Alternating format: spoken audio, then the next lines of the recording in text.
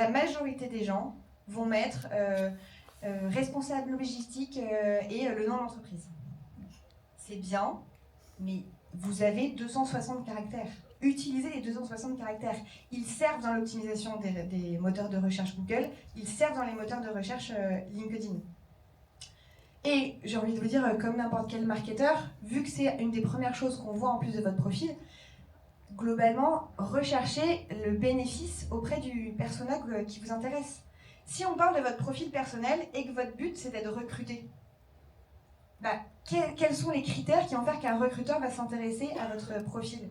Le fait qu'un recruteur va s'intéresser à votre profil, ça va être un peu vos faits d'armes à les mettre que, effectivement, vous êtes directeur SEA et que vous avez fait grimper de tant de pourcents la croissance de votre boîte actuelle.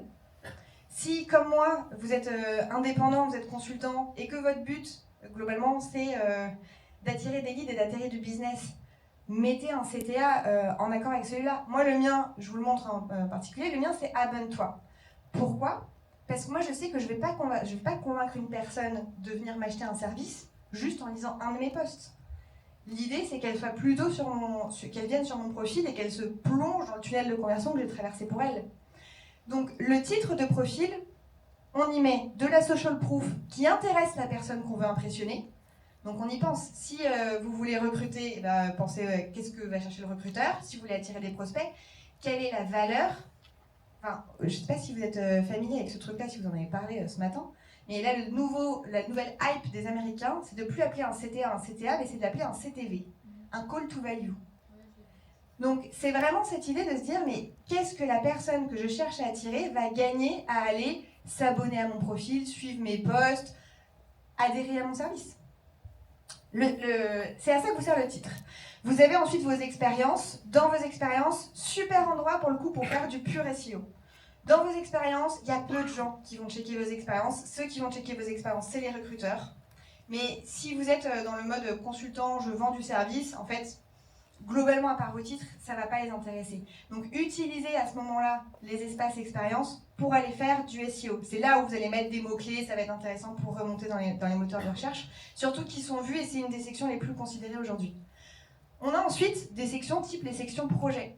Moi, la section projet, je l'adore parce que c'est une section 1 que personne n'a et qu'en fait, elle vous permet de mettre en avant votre visibilité. Moi, j'ai choisi de mettre les endroits où j'ai des podcasts. Aujourd'hui, je donne une conférence, il est fort probable que j'aille mettre une vidéo de la conférence à cet endroit-là. Le projet sert à vous mettre en avant dans votre profil.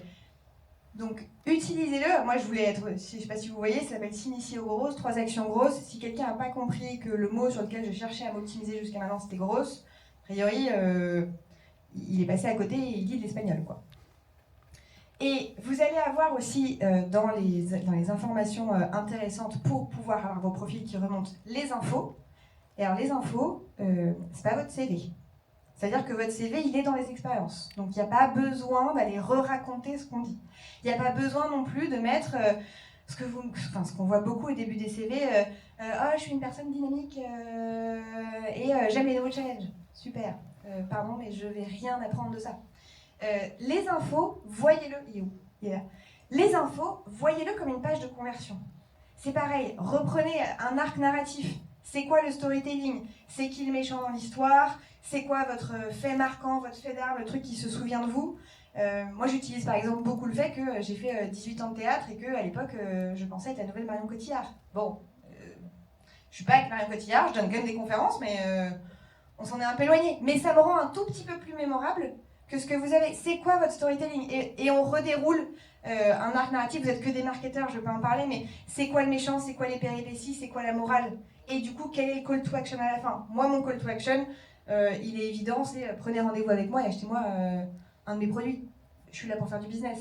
Mais peut-être que vous, si vous êtes le marketeur de votre boîte, peut-être que c'est pour recruter vos équipes, peut-être que, et c'est pour rejoindre, c'est pour de la marque employeur, pareil si vous êtes RH, pareil si vous êtes en logistique et que vous voulez vous faire recruter, pensez vos infos comme une page de conversion. Les seules personnes qui lisent votre page info, de toute façon, c'est les personnes qui ont un peu envie d'en savoir plus. Parce que fondamentalement, moi, je ne me tape pas le texte sur tous les profils que je visite. Et vous non plus, j'en suis sûre. Et on a les recommandations.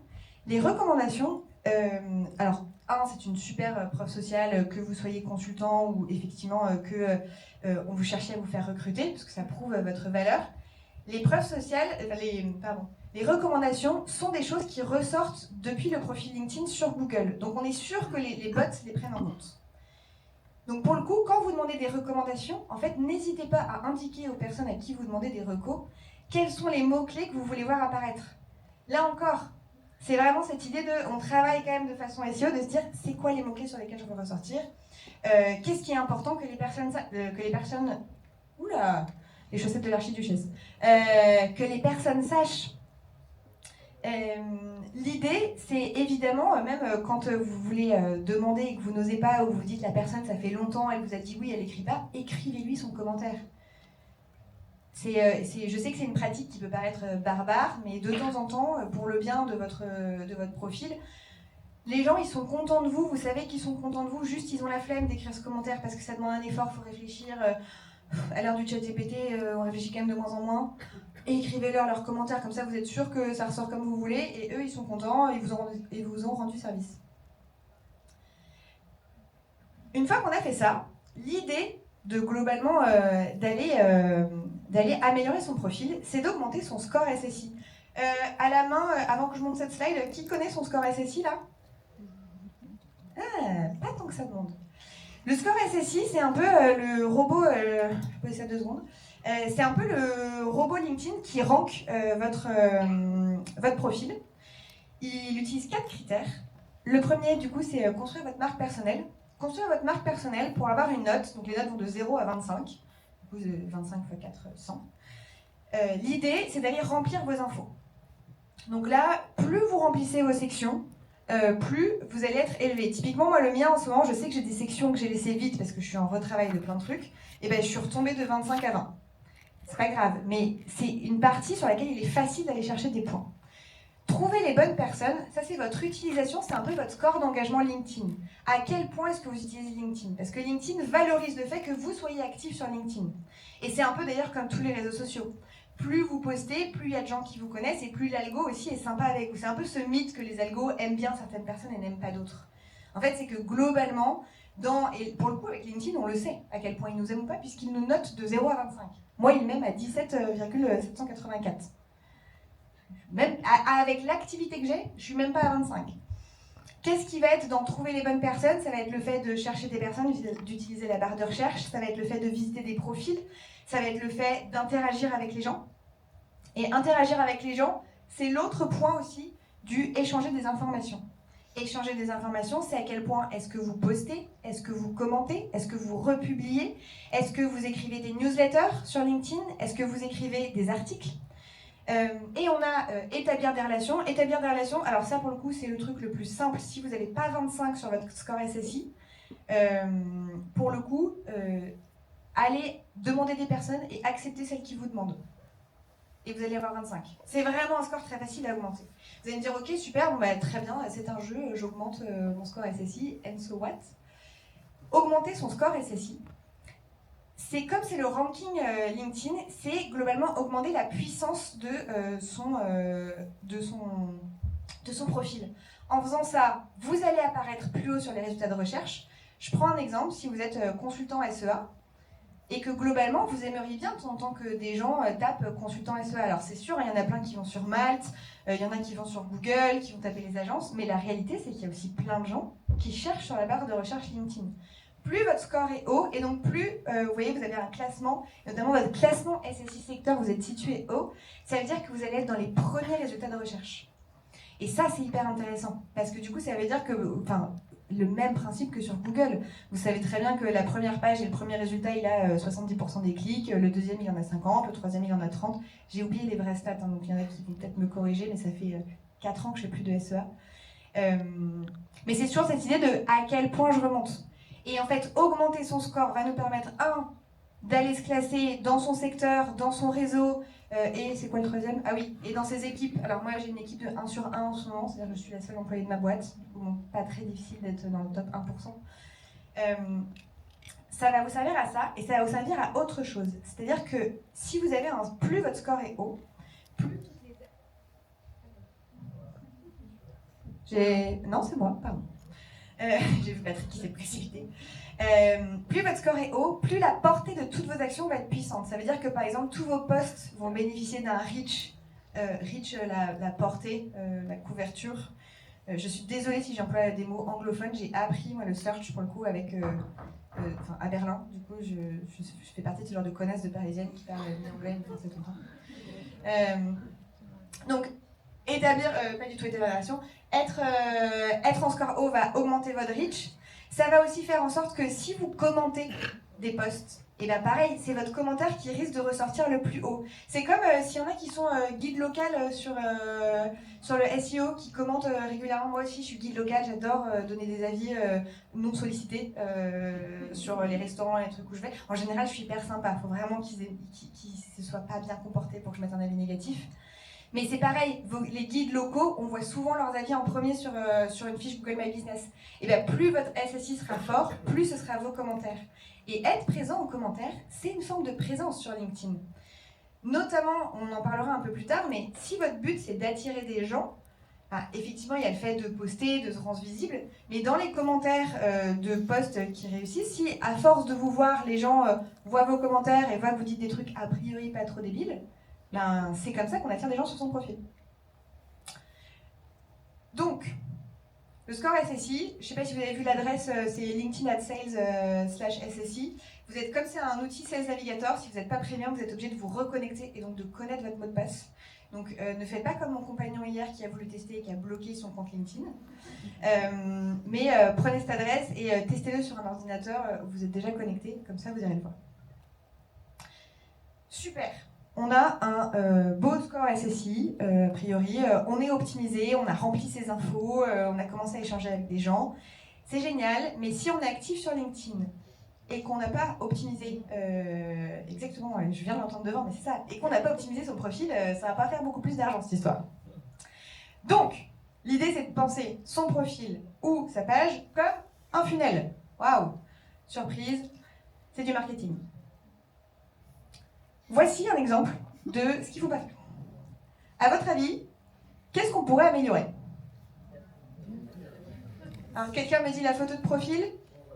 Oui, alors c'est moi qui l'ai flouté parce que du coup j'ai pris un profil au hasard, je me suis dit pas très sympa pour la personne. Elle est là. Non, j'ai mis un point noir sur sa tête pour préserver l'anonymat de cette personne.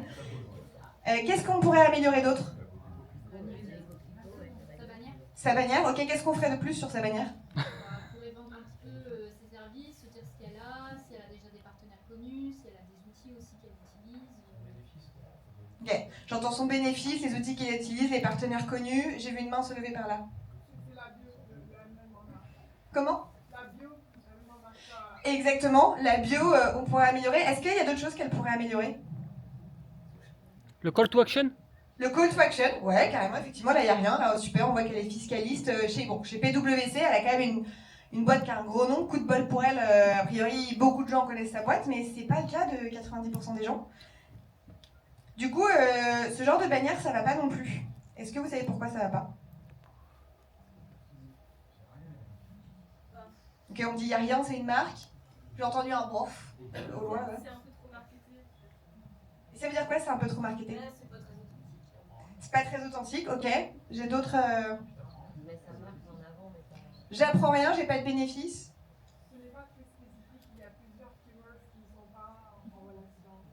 Ouais, j'ai plusieurs keywords qui sont pas en relation, j'aime bien. Est-ce que j'ai d'autres. Il parle au nom de l'entreprise plutôt que lui-même, c'est ça? Ok. Il parle pas à ses clients. Non, mais c'est exactement ça, vous l'avez tous dit. Fondamentalement, ça a l'air sympa, Biconex. Mais moi, je sais pas qui c'est Biconex. Et je m'en fous un peu, fondamentalement. Et c'est un peu le problème sur LinkedIn, c'est aujourd'hui beaucoup vu comme une plateforme de visibilité. Alors que la réalité, c'est qu'en fait, LinkedIn, c'est pas une bonne plateforme de visibilité. C'est pas dans le métro, à la limite, vous avez des espaces énormes où vous êtes capable d'avoir des scroll stoppers. Enfin, avoir un scroll stopper, franchement, sur une bannière, chapeau bas. Alors, à la limite, si on est Longchamp et que effectivement on monte le dernier sac, c'est pareil, on utilise dans ces cas-là un biais connu. Mais 90% des boîtes, et je pense que dans la salle ici, il y a des gens, enfin, pas grand monde, pas tant de gens que ça, sur 70 millions de Français, sur, je sais, si vous êtes en international, sur vos 500 millions de TAM, sont potentiellement, connaissent votre nom de marque. Donc on n'utilise plus sa bannière, juste en mettant son logo. Ça, on oublie. Par exemple, si on fait partie d'une entreprise mais qui nous impose de mettre leur bannière un peu moche, qu'est-ce que, je veux dire, on n'a pas trop le choix, quoi. Ok, tu leur dis de m'appeler, moi je les convainc. Non, globalement, en vrai, c'est un vrai sujet quand on vous impose une bannière. Moi, je l'ai avec plusieurs clients, et je l'ai eu régulièrement. L'idée, c'est qu'effectivement, les personnes qui font ça, c'est la personne à la com ou au market à qui on a donné ce rôle. Et en fait, si vous allez la voir et que vous lui dites est-ce qu'on peut changer la bannière, elle se sent attaquée dans son précaré.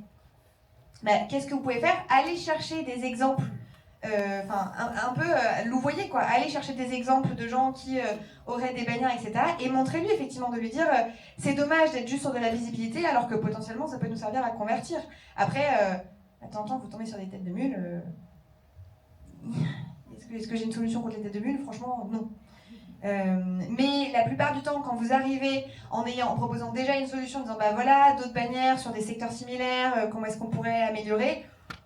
Il y a des chances qu'ils vous disent ah mais je sais qu'elle est moche, mais j'ai pas le temps. Bon, et ben c'est très bien, à la limite, prenez le projet, faites un Canva. Canva c'est 9,90 € par mois. On va s'en sortir sur de la dépense d'entreprise. Donc ça c'est intéressant. Et il y a une autre chose qui est un peu dommage et que je vous montre. Attendez, je vous montre d'abord un profil bien. Je l'ai mis après à l'envers. Vous pouvez rajouter des CTA dans la bannière potentiellement, mais surtout vous pouvez utiliser ce petit lien là que vous voyez là, le 14 jours d'essai gratuit. C'est un lien, tout le monde pense que c'est un lien pour les profils business. Pas du tout. C'est un lien qui est accessible à tout le monde. Quand vous allez modifier votre profil, vous pouvez ajouter un lien. Allez ajouter, c'est le premier lien sur lesquels les gens peuvent potentiellement cliquer, donc dans lesquels vous pouvez les faire rentrer dans les tunnels de conversion de vos landing pages, de vos formulaires de lead gen que vous avez écrits. Je prends le profil de Théophile, qui est directeur de LinkUp Coaching. Donc c'est un salarié, il est dirigeant de la boîte, certes, mais je veux dire, c'est un profil d'entreprise on ne peut plus classique. Et il est allé chercher tout ce qu'on veut sur une bannière, de la preuve sociale. C'est ce que quelqu'un me disait en disant on veut montrer les clients. Pourquoi est-ce qu'on montre souvent les gros noms des clients, etc. Globalement, on n'est là que dans de la preuve sociale. Quelle est la légitimité qui prouve que vous faites bien votre boulot et que votre boîte fait bien son boulot? Et alors, aller mettre des logos de boîtes que personne ne connaît, pas très efficace. Dans la preuve sociale, il y a du ranking. Si effectivement ma preuve sociale, c'est d'aller dire c'est L'Oréal, c'est PwC, c'est des boîtes internationalement connues, super, trop bien, allez afficher les logos. Mais pour le reste, allez plutôt jouer sur les nombres. Votre satisfaction client sur votre fiche Google, votre nombre de coachés. Lui, je parle de coachés parce que pour le coup, c'est un coach. Mais allez chercher de la preuve sociale et globalement, allez mettre en avant votre produit. Là, il est en lancement en ce moment sur leur nouveau outil de pilotage. Et il sait que son argument phare, c'est que son outil, pour les coachs, il coûte 33 € par mois.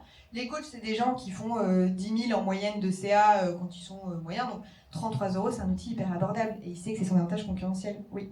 On a quelle part de vision de LinkedIn sur mobile et sur desktop? Parce que je viens de le voir sur mobile, on lit pas, c'est tout petit. Du coup, moi, je vais surtout sur mon mobile, sur LinkedIn. Oui, c'est une super question. La part mobile LinkedIn, c'est 60-40, en France en tout cas.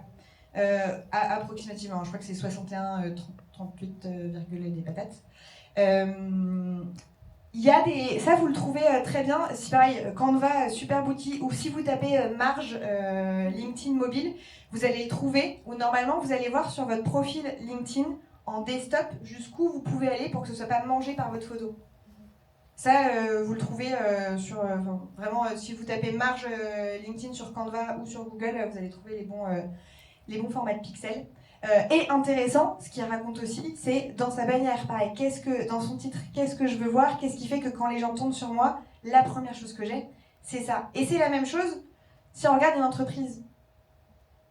Je sais pas où il faut que je pointe, j'ai pas bien compris. Il faut que je pointe devant. Ça, c'est un groupe que j'ai trouvé au hasard. Vraiment, pour le coup, ça, je l'ai rajouté hier soir. Et donc, hier soir, je suis allée sur LinkedIn J'ai pris la première personne sur mon feed, j'ai regardé ses boîtes et je suis allée peut-être 3-4 boîtes en dessous en me disant ok, je vais prendre sa première expérience parce que s'il poste en ce moment, il a dû un peu améliorer, donc je suis allée voir en dessous.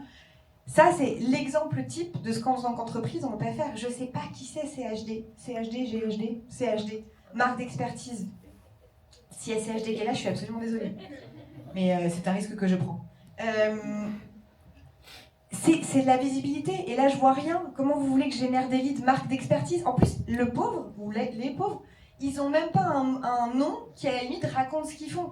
Quand je m'appelle l'Argus de l'assurance, bon, a priori, je sais que je vais parler d'assurance et de comparateur. CHD, je ne sais pas. Donc, allez chercher dans vos bannières, la promesse que vous donnez. C'est quoi la valeur que mon client va avoir en utilisant mon service? Et de deux, c'est quoi les preuves sociales que je fais bien mon taf et qu'a priori, je suis bon dans ce que je fais. Non, c'est là. Mais les champions sur, globalement, utiliser un média en tant que marque, c'est Welcome to the Jungle. Welcome to the Jungle, je pense que... Qui connaît ici de nom Welcome to the Jungle? Ouais, voilà, on est d'accord. Une notoriété de ouf. Et pourtant, Welcome to the Jungle, alors que super notoriété, choisissez l'entreprise faite pour vous. Ils sont quand même sur leurs promesses. Allez chercher la promesse de vos clients. Qu'est-ce que vos clients gagnent à aller chercher? Même si vous êtes une marque d'éponge, oui, ok, je suis une marque d'éponge, mais une marque d'éponge, c'est quoi la promesse? La promesse, c'est 99% de bactéries en moins. Si je vais chercher, moi en ce moment, j'ai acheté les éponges Inga. Absolument incroyable si vous voulez vous mettre dans le recyclage niveau ménage. Effectivement, une promesse client, c'est 3 fois moins sale que vos éponges classiques, où elles durent 4 fois plus longtemps. Allez chercher la promesse. Offre des solutions pour rendre le travail excitant et durable. Pareil, on est dans la promesse. Et ils ont même... J'ai pas pris la capture d'écran. Pareil, je l'ai rajouté hier, du coup, il y a des choses sur ma presse où... Je suis pas sûre de les connaître par cœur. Mais c'est intéressant, sur leur profil, la première chose que vous trouvez en dessous de cet encart-là que j'ai pris en photo, c'est leur page d'achat. Ok, d'achat. Je parlais d'éponge, je me mélange. C'est leur page de recrutement. Vous tombez directement là-dessus. Qu'est-ce que vous voulez que les personnes fassent? Ah oui, du coup, si ça vous intéresse, je sors un guide LinkedIn bientôt. Donc, il faut laisser votre mail, mais je ne vais pas vous spammer. Et du coup, vu que vous étiez là à la conférence, vous recevrez ce guide LinkedIn gratuitement. Donc, n'hésitez pas. Je vous laisse 2 minutes. C'est le moment promo. Je vous garantis pas de quand il sort. Techniquement, c'est le 15 février. Janvier m'a roulé dessus. Je suis en retard sur tout. On est plutôt sur une sortie à février-mars. L'avantage d'être une petite marque, personne n'attend mes sorties avec impatience comme Apple. Donc, c'est là. Je reviens sur cette histoire de CV. Ça, quand je vous disais les CV sont pas un résumé, c'est exactement ça dont je parlais. En fait, faut qu'on arrête. Et surtout sur LinkedIn, ça ne vous sert à rien. C'est super ce jeu, enfin vraiment être ok pour les nouveaux challenges. Vous vous dites que c'est ce qu'on vous a appris en plus, et c'est ce qu'on m'avait appris. Mais fondamentalement, ce qui va vous différencier de 90%, peut-être 98% des autres profils, ça va être de penser cette section comme vous penseriez votre landing page. Vraiment, vous pouvez reprendre les argumentaires de votre landing page et vous dites à ChatGPT, ok, est-ce que tu peux me le résumer en 2600 caractères? C'est le nombre de caractères ok sur l'info. Il vous fait un truc pas trop mal. Je vous donne un exemple du mien. Moi, je suis partie sur, ok, le storytelling, c'est quoi? Moi, c'est mon fait d'arme, c'est que je me suis fait refuser un visa au Canada en 2013. Je devais partir, j'étais hyper contente, en stage en RH, trop bien. Mon billet était pour le 4 janvier, et le 2 janvier, refus de visa. Donc, j'ai trouvé un stage en urgence. Autant vous dire que c'était la panique. Sauf que du coup, j'ai trouvé un stage dans une start-up. Parce que les start-up sont toujours en train de recruter des petits bras prêts à se donner corps et âme. Coup de foot quoi. Moi qui avant étais dans les grands groupes dans la cosmétique et où je m'ennuyais un petit peu. D'un coup j'ai découvert ma passion. Enfin ma passion. Non, mon obsession je devrais dire. Parce que c'est vraiment ça le sujet. C'est qu'en fait d'un coup je me suis dit punaise mais c'est là où ça va assez vite. Et donc je raconte mon histoire et après je vais mettre de la légitimité, je vous mets des faits d'armes. Est-ce que je exagère? Non. Mais est-ce que je vous présente les chiffres comme ça m'arrange? Oui. Oui, j'ai généré 10 millions de leads en 5 ans. Bon, la réalité c'est que tous les ans on régénérait les 2 mêmes millions de leads. Hein. Mais techniquement, ça fait 10. Allez, jouer avec les chiffres, jouer sur votre légitimité et jouer sur, ok, en fait, c'est quoi la promesse? Moi, ma promesse aujourd'hui, aux entrepreneurs que j'accompagne pour la plupart, c'est de dire, si vous prenez mon accompagnement, on va aller faire du business. Le seul truc qui m'intéresse, c'est à quel point vous allez faire de la thune avec moi. C'est une promesse comme une autre, une promesse assez alléchante, qui fait qu'aujourd'hui, le programme est très plein. Et c'est pareil pour les entreprises. C'est de me dire, ok, les entreprises, faire du business tout de suite sur ce genre de modèle d'accompagnement, ça marche pas. Ok, en fait, vous avez aimé ce que je poste, prenez un rendez-vous avec moi, venez. Ça, c'est mon intérêt. Pensez au vôtre, que ce soit pour votre boîte directement parce que votre bonus, il en dépend, parce que vous êtes un employé modèle et qu'il ne me reste que 5 minutes. Waouh. Je parle beaucoup. Une autre section hyper intéressante pour la conversion, c'est la sélection. Quand vous publiez, ou d'ailleurs quand vous ne publiez pas, vous avez une section qui s'appelle sélection. En sélection, vous pouvez mettre ce que vous voulez. Ce que font la majorité des gens en sélection, c'est ce que fait Estelle, qui est ici. Estelle est très sympa, elle écrit des trucs géniaux sur le bien-être des salariés, etc. Mais Estelle, elle cède un peu aux vanity metrics. Estelle, elle met le fait qu'elle a eu un post qui est parti viral, elle met le fait qu'elle est fière de ses posts qui ont eu des commentaires, c'est super, mais fondamentalement, on s'en fout, ça convertit pas. Moi, ce qui m'intéresse à cet endroit-là, mais en fait, allez mettre les gens dans votre landing page, faites un funnel, c'est quoi l'action? Je prends celle de Shirley Chantraine, pareil que vous pouvez aller suivre sur les réseaux, elle dit des trucs vraiment intelligents sur le marketing, elle est hyper sympa, elle est belge. Elle, son intérêt, c'est d'aller rentrer des gens dans la newsletter, parce qu'elle a un service qui se vend très cher, donc elle ne peut pas rentrer beaucoup de clients, elle sait qu'elle a besoin de les nurturer longtemps. Donc elle, son call to action, c'est d'aller mettre de la newsletter. Là, j'ai Pascal, qui lui est un coach en vente. Pascal, pour le coup, son intérêt, c'est effectivement de vendre des formations. Donc, d'un point de vue entreprise, quel est l'intérêt que vous avez à être sur LinkedIn? Qu'est-ce que votre persona recherche? Est-ce que vous voulez le faire rentrer dans un tunnel de conversion? Est-ce que vous voulez le faire abonner à la newsletter? Utilisez la sélection pour ça, c'est vraiment la meilleure section. En plus, elle est grosse, elle est bien visible. Si vous mettez vous mettez un joli encart, on ne peut pas la louper sur votre page, quoi.